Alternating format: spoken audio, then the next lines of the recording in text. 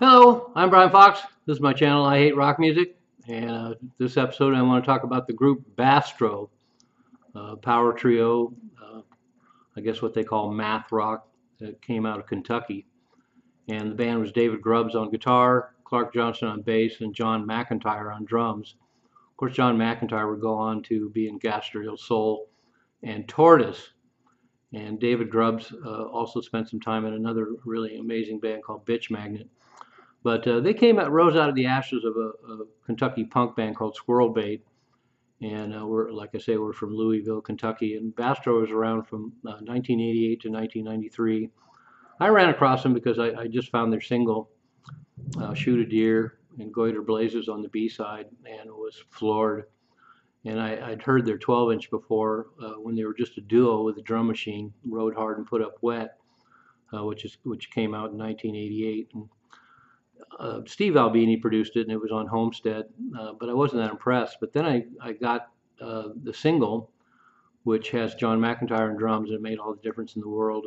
And so there's that first 12-inch, and then there's a split single with Bastro on the one side and the band My Dad Is Dead on the other side of the split single, and that's John McEntire's former band. So that's how they hooked up with him. But then in 1989, they recorded an album called Diablo Guapo, and it was interesting reading about them, finding out that they actually recorded the whole album and did a test pressing and just decided that everything was too slow. So they re-recorded the whole album and just picked up the speed on it. And I have to say, it's really a lot of really fast material on Diablo Guapo. I'd love to hear the test pressing of that same material slowed down. But what a great band. They're really as ferocious as anybody I've ever heard. Stop and start on a dime. Really angular, massive guitar riffs. The singing is fine for that kind of band. They didn't have a front person, although they thought about having another singer, but it's fine just the way it is. And they're really unique. I know they get called one of the originators of math rock, and kind of have that Chicago sound where they eventually moved. But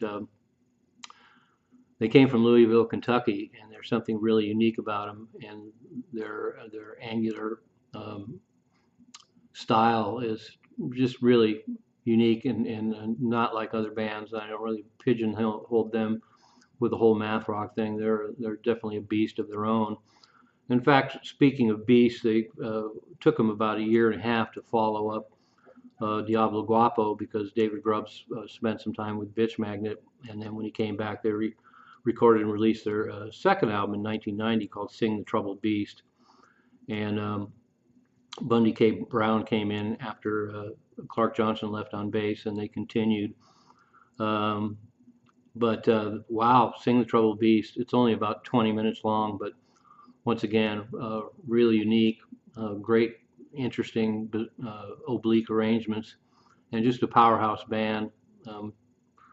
You just can't, I'm not even sure how to describe it. They're just so ferocious and over the top, and so much dynamics. I know the other bands like Slint, and there was a Seattle band called Engine Kid that kind of tried to get that similar feel, but those two Bastro albums are really amazing.